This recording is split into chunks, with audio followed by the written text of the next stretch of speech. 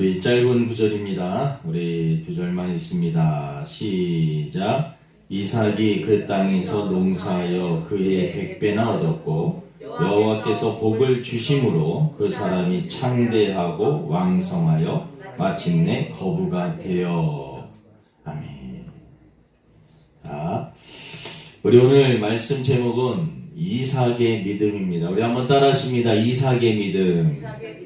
크게 합니다. 이삭의 믿음. 우리 지난주에는 아브라함의 믿음에 대해서 말씀을 전했고, 아브라함의 아들이 이삭입니다.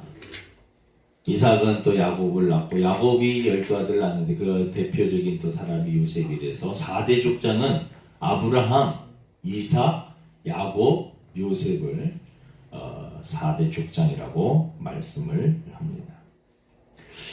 이 이삭이라고 하는 사람은 좀 독특한 면이 있어요.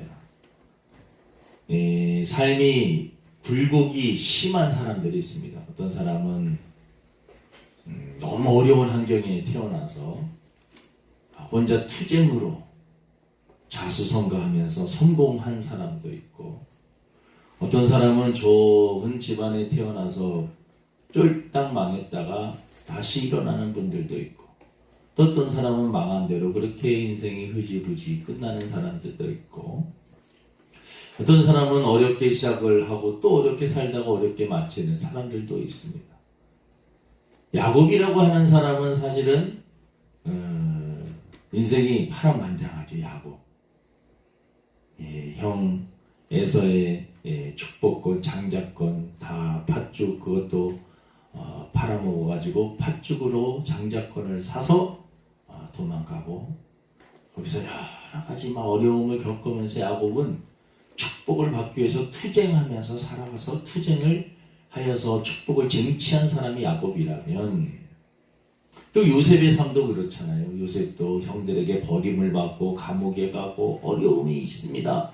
그러다가 또 애굽의 국무총리가 되고, 그렇게 인생이 굴곡이 올라갔다 내려갔다 하는 분들도 있습니다.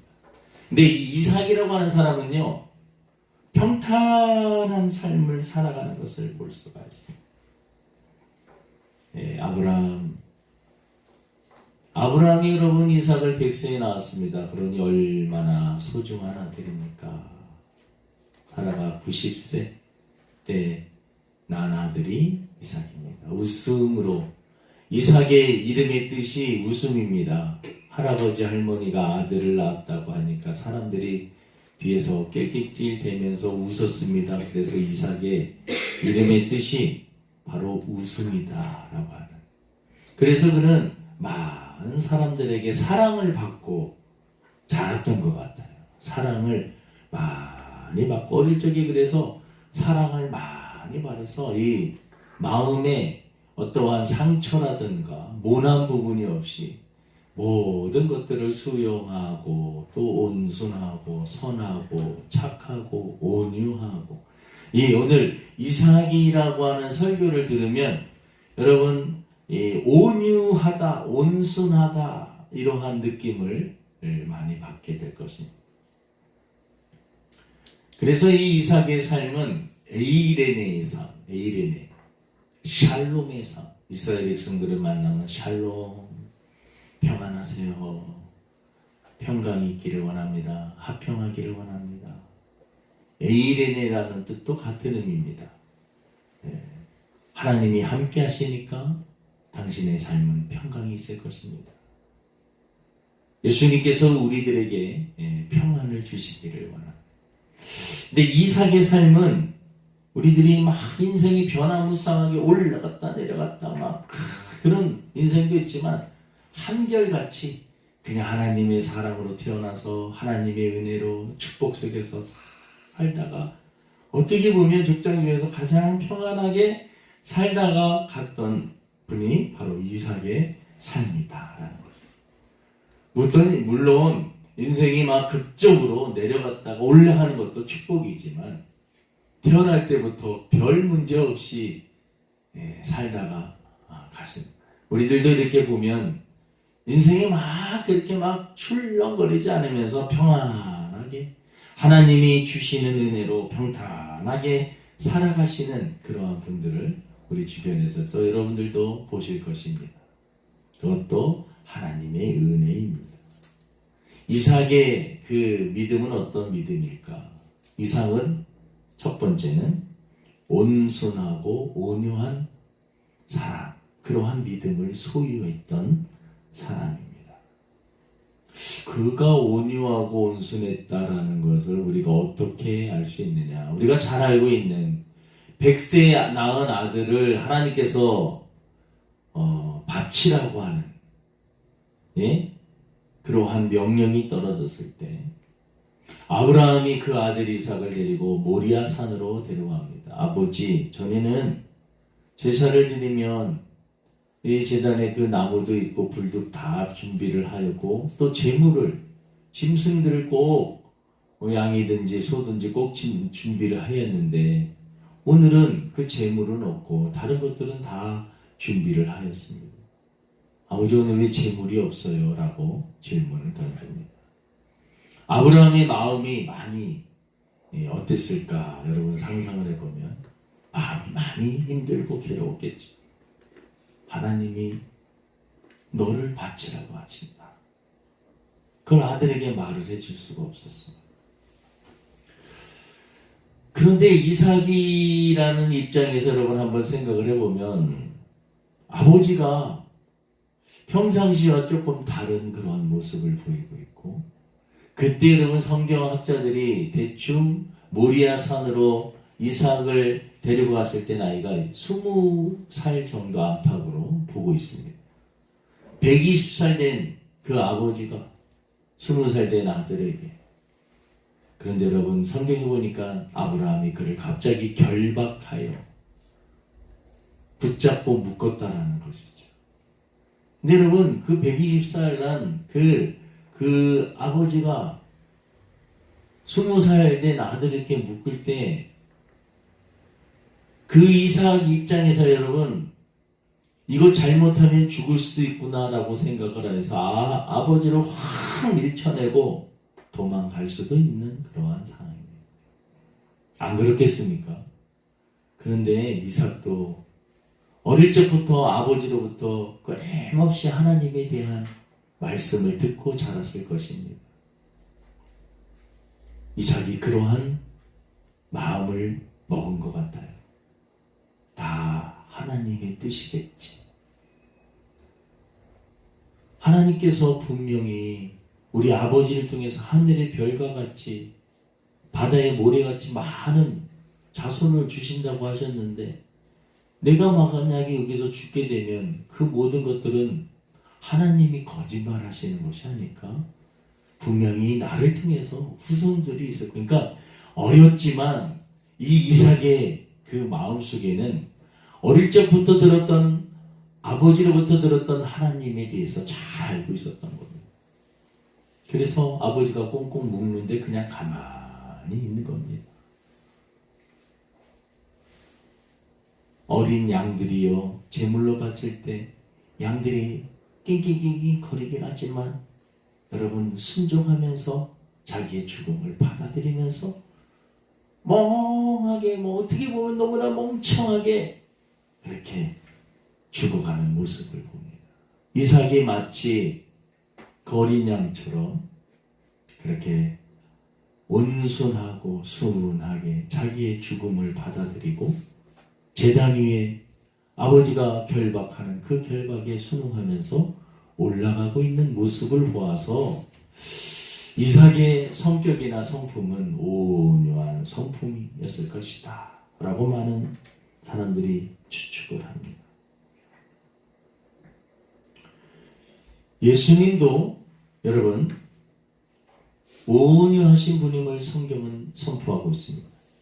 마태복음 11장 29절에 나는 마음이 온유하고 겸손하니 나의 멍에를 메고 내게 배우라. 그리하면 너희 마음이 쉼을 얻으리니. 마음이 온유하고 겸손한 자는 마음에 참된 쉼, 평안을 얻게 된다. 내 마음이 온유하고 내가 겸손하다. 이 말씀은 무슨 말씀입니까? 너희들도 온유하게 겸손하게 살아라. 마태복음 5장 5절에 보면 팔복 중에 온유한 자는 복이 있나니 그들이 땅을 기업으로 받을 것이며 여러분, 땅을 기업으로 받는다. 온유한 자에게는 하나님께서 땅을 주시는 놀라운 축복을 허락하여 주신다라는 것입니다. 이사야 53장에 보면 예수님이 우리는 다 양 같아서 그릇 행하여 각기 제 길로 갔거늘 여호와께서는 우리 모두의 죄악을 그에게 담당시키셨도다. 그가 곤욕을 당하여 괴로울 때에도 그의 입을 열지 아니하였으니 마치 도수장으로 끌려가는 어린 양과 털 깎는 자 앞에서 잠잠한 양같이 그의 입을 열지 아니하였도다. 우리가 모리아산에서 일어난 그 사건을 보면서 많은 사람들이 저거는 장차 미래에 이루어질 메시아가 이 땅에 오셔서 희생하실 것을 예고하는 상징적인 그러한 모습이다. 신학교에 가게 되면 이 모형론이라고 하는 그러한 예표론, 구약의 사건과 사고가 결국은 장차 이루어질 예수님에 대해서 상징적으로 보여주는 그러한 사건입니다. 모리아산까지 여러분 며칠 동안 갑니까? 3일 동안 걸어갑니다. 여러분, 아브라함에게 있어서 이삭은 독생자입니다. 독생자예요. 그 아내에게서 난 아들이고 너무나 귀하고 소중한 아들입니다. 하나님이 세상을 이처럼 사랑하사 독생자를 주셨으니 이는 저를 믿는 자마다 멸망치 않고 영생을 얻게 하려 하시니라. 아브라함이 이삭을 바치는 그 사건 속에서 예수님을 볼 수 있다면 여러분들은 성경을 바르게 보고 있는 것입니다. 아무튼 이삭의 그러한 성품은 온유한 성품이었다. 예수님도 온유한 분이셨다. 그러면 우리도 어떻게 살아야 되느냐? 마음이 따뜻하게, 그리고 겸손하게, 온순하다, 온유하다, 겸손하다. 약간 단어들이 어떠한 이미지를 여러분 떠올릴 때, 여러분 주변에도 그런 분들 있지 않습니까? 온유하신 분. 그 사람을 만나면 괜히 마음이 따뜻해지고 평안해지고 인생이 잔잔한 것 같은데 든든한 감동을, 은은한 향기, 그리스도의 향기를 바라는 사람. 우리 주사랑교회 모든 성도들이 온유한 사람들이 되기를 주님의 이름으로 축원을 드립니다. 두 번째는 이삭은 순종의 사람입니다. 순종은 예하는 사람이죠. 이삭의 순종의 사람임을 알 수 있는 것은 또한 같은 사건에서 볼 수 있어요. 모리아산까지 끌고 가는 그 아버지, 제단으로 그를 묶어서 결박하여서 아들을 죽이려고 하는 그 모습. 근데 아버지의 그 뜻대로 다 순종하고 따라갑니다. 이삭은 결혼을 할 때도 아버지가 정해 주신 그 리브가라고 하는 그 여인과 결혼을 하게 됩니다. 어떻게 보면 주관이 없는 것 같고 자기 어떤 생각이 없는 것 같아도 이삭은 여러분 순종하는 아버지의 뜻, 그 뜻은 하나님 아버지의 뜻이에요. 하나님을 잘 믿고 계신 아버지가 이렇게 행하시는 이것에는 뭔가 분명히 이유가 있을 거야. 그래서 이삭은 순종하였습니다. 하나님의. 우리들이 성경을 읽을 때 여러분, 아브라함이 이삭이 어느 정도 자랄 때까지 그 이야기를 안 했겠습니까? 아들아, 너를 어떻게 낳은지 아니? 하나님께서 아들을 주신다고 했는데 나이가 나는 너무나 많아서 아이를 낳지 못하고 너희 엄마도 너무나 늙어서 아이를 못 낳을 거라고 생각을 했어. 그래서 다른 여인을 여종을 통하여서 이스마엘이라고 하는 그 아들을 낳지만 그것은 하나님의 뜻이 아니었어. 하나님이 근데 신비롭게 너를 낳게 했어. 너는 하나님의 뜻 가운데 태어난 귀한 아들이고 하나님이 그런 약속을 하셨어. 바다의 모래와 같이 하늘의 별과 같이 너의 수많은 자손들이 있을 것이다 라고 말씀을 했었어. 우리는 믿음의 조상이 될 거야. 여러분 그러한 이야기를 아브라함이 이삭에게 자라면서 계속 이야기를 했기 때문에 이삭이 그러한 아버지 이상한 돌변적인 그러한 행동에도 분명히 믿음이 있었기 때문에 여러분 가만히 있었던 것입니다. 그래서 이삭의 믿음은 순종하는 믿음이었다라는 것입니다. 예수님께서도 여러분 순종하시는 모습, 겟세마네 동산에서 이렇게 기도하십니다. 아빠 아버지여, 아버지께서는 모든 것이 가능하오니 이 잔을 내게서 옮기옵소서. 그러나 나의 원대로 마시고 아버지의 뜻대로 하옵소서.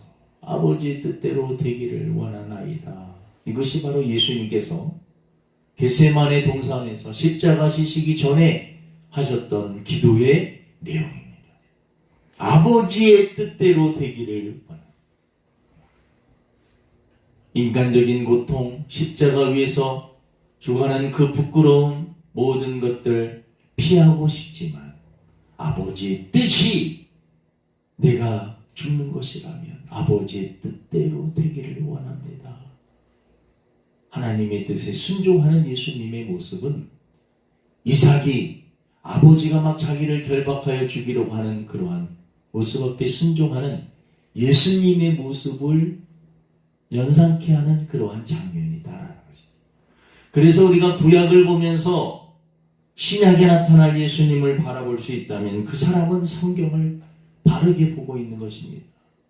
구약과 신약을 따로따로 떼어가지고 구약은 옛 언약이니까 지킬 필요가 없고 신약은 새 언약이니까 참고할 만한 것이다라고 그렇게 생각하면 안 됩니다. 여러분 창세기부터 계시록까지 하나님의 말씀은 점진적으로 그 뜻이 여러분 구약을 알아야지 신약이 해석이 되는 거예요.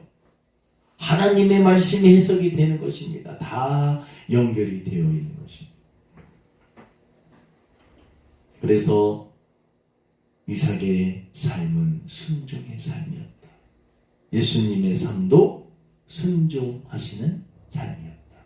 그럼 우리들도 어떻게 살아야 되느냐? 순종해야 된다는 거예요. 하나님의 말씀에 순종해야 된다는 하나님의 말씀. 하나님의 뜻에 순종하면서 살아가야 될 줄로 믿습니다. 세 번째, 오늘 본문에 보면 이 세 번째는 화평의 사람입니다. 우리 한번 따라하십니다. 크게 합니다. 화평의 사람. 예, 평강의 사람, 화평의 사람. 이삭이 여러분 창세기 26절 이렇게 보면 이삭 밑에서 일하는 그 사람들 종들이 있을 거 아닙니까? 우물을 파놓으면 이스라엘에게는요 이 우물, 샘물을 찾는 게 대단히 중요해요.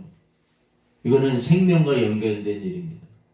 근데 이삭이 열심히 우물을 파놓으면 다른 사람들이 와가지고 그것을 막 뺏으려고 다툽니다. 그러면 이삭이 그 다툼을 피하고 또 다른 데 가서 우물을 파요. 또 우물이 막 생겨가지고 파게 되면 또 사람들이 와가지고 또 그것을 막 빼앗으려고 합니다. 그러면은 그거를 지켜낼 만도 한데 이삭은 또 그 싸움을 피합니다. 어떻게 보면 좀 이해가 안 되는 요소들도 있어요. 근데 이삭은 그 다툼을 피합니다. 근데 하나님은 더 좋은 그러한 샘물을 허락하여 주십니다. 그리고 오늘 본문에 보니까 이삭이 26장 우리 12절 13절 우리 한번 읽어보겠습니다. 12절 13절 시작. 이삭이 그 땅에서 농사하여 그의 100배나 얻었고 여호와께서 복을 주심으로 그 사람이 창대하고 왕성하여 마침내 거부가 돼. 오늘 우리 설교를 들으니까 이삭은 성품도 온유하고 또 아버지께 하나님의 뜻에 순종하는 그러한 사람이었고 또 사람들과 어떤 이권으로 다툴 수 있는 그러한 상황에서 그냥 양보하는 그러한 모습.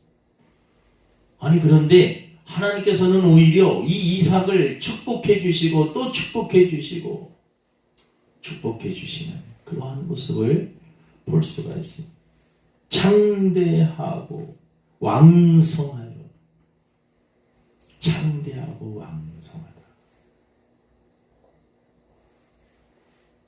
여러분 인간적으로 많이 몸부림친다고 해서 물론 그렇게 해서 성공하는 사람들도 있긴 있어요. 하지만 여러분 그 축복은 하나님이 해주시는 것입니다. 하나님이 도와주시는 것입니다. 여러분 이삭이 뭐 하는 게 뭐가 있어요? 근데 하나님께서 도와주십니다. 하나님께서 도와주십니다. 그는 화평의 사람이었습니다. 인생을 살면서 화평의 사람, 평화를 만드는 그러한 사람. 고린도전서 14장 33절에 이런 말씀이 있습니다. 하나님은 무질서의 하나님이 아니시요 오직 화평의 하나님이시라. 모든 성도가 교회에서 함과 같이 화평의 사람, 피스메이커라고 하는, 피스메이커는 평화를 만드는 사람. 여러분 어떠한 모임에 가든지 평화를 만드는 사람이 되시기를 바랍니다. 이 평화를 깨트리는 사람이 아니라 화평을 만들고 평화를 만들고, 어떤 사람이 그 모임에 나타나면 화기해지는 그러한 분위기를, 그리고 따뜻한 분위기로 만드는 사람이 있는가 하면 그 모임을 차갑게 만드는 그러한 사람들도 있습니다. 다른 사람을 섬기고 배려하는 사람들이 있는 반면에 자기 자신만을 생각하는 이기적인 사람들도 있습니다. 화평을 만들고 평화를 만드는 사람들의 특징은 주로 다른 사람들을 많이 배려합니다. 자기 자신보다는 다른 사람을 먼저 생각하는 그러한 사람. 갈라디아서 5장 22절에 오직 성령의 열매는 사랑과 희락과 병과 오래 참음과 자비와 양성과 충성과, 희락, 화평이 들어가 있습니다. 여러분 성령의 역사는 화평케 하는 것입니다. 화평케 하는 것, 평화롭게 만드는 것입니다. 가정도 평화롭게, 교회도 평화롭게, 나라도 평화롭게, 전 세계가 평화롭게, 나만 잘 되는 것이 아니라 다른 사람들도 잘 될 수 있도록 하는 그러한 사람, 화평케 하는 사람. 여러분 예수님은 바로 그러한 화평케 하는 분입니다. 하나님과 인간 사이의 관계가 깨어졌는데 그 중간에 예수님께서 중간 그 매체 역할을 하신 것입니다. 화평케 십자가를 통해서 하나님과 깨어졌던 인간의 관계를 연결시키신 것입니다. 화평케. 에베소서 2장 14절에 그는 우리의 화평이신지라, 예수님입니다. 둘로 하나를 만드사 원수된 것 곧 중간에 막힌 담을 자기 육체로 허시고. 이 말씀이 한 구절 한 구절 들어오는 사람들은 이 복음을 이해하신 분입니다. 다시 한번 이야기하겠습니다. 그는, 예수님은 우리의 화평이신지라. 둘로 하나를, 둘로라는 것은 죄 때문에 하나님과 우리 사이가 깨어져갖고 둘이 되었다라는 거죠. 근데 예수님께서 십자가를 지심으로 막힌 담, 죄의 담을 헐어버리시고 하나님과 인간 사이가 다시 교통할 수 있도록, 소통할 수 있도록, 교제할 수 있도록 만들어 주신 분이 바로 예수님. 그래서 예수님께서는 나는 길이요 진리요 생명이니 나로 말미암지 않고 아버지께로 올 자가 없느니라. 예수님만이 그래서 유일하게 하나님 앞에 나아갈 수 있는 길임을 말씀을 하고 있는 것입니다. 골로새서 1장 20절에도 이런 말씀이 있습니다. 그의 십자가의 피로 화평을 이루사 만물 곧 땅에 있는 것들이나 하늘에 있는 것들이 그로 말미암아 자기와 화목하게 되기를 기뻐하십니다. 예수님께서는 십자가를 통하여 하나님과 우리 관계를 회복하였습니다. 여러분, 사람과 사람과의 그 관계 속에서 참된 회복은 누군가의 헌신과 희생이 있어야 됨을 성경은 말씀을 하고 있습니다. 예수님은 우리들에게 오늘 이삭이 보여주었던 온유하고 온순한 모습을 십자가를 지시면서 거절하지 않고 거부하지 않고 많은 사람들이 침을 뱉으면 침뱉음을 당하고 다 맞았습니다. 욕하면 욕. 그 고통을 당하시면서도 끌려가는 어린 양처럼 반항하지 않고 그냥 그 희생을 다 담당하셨습니다. 예수님은 순종하셨습니다. 이삭이 아버지의 그 뜻에 순종하듯이 아버지의 그 뜻, 예수 그리스도 그분이 죽어야지만 우리 인간의 죄 문제를 해결하실 수 있다고 하는 이 죄 문제를 해결하신 그 아버지의 뜻에 순종하신 분이 바로 예수님. 우리가 오늘 이삭에 대한 믿음을 보지만 이삭을 통해서 예수님을 바라보고 예수님에 대해서 한 번 더 생각할 수 있다면 우리가 성경을 바로 보고 있는 것입니다. 이삭은 다투지 아니했습니다. 화평을 만드는 사람이었습니다. 26장 후반부에 보면 그 우물을 빼앗으려고 하는 사람들과 오히려 잔치를 벌이고 화해하고 그러한 모습을 볼 수가 있습니다. 원수가 될 수 있는 그러한 관계지만 이삭은 더 넓은 마음으로 품고 가는 것을 볼 수가 있습니다. 화평케 하는 피스메이커.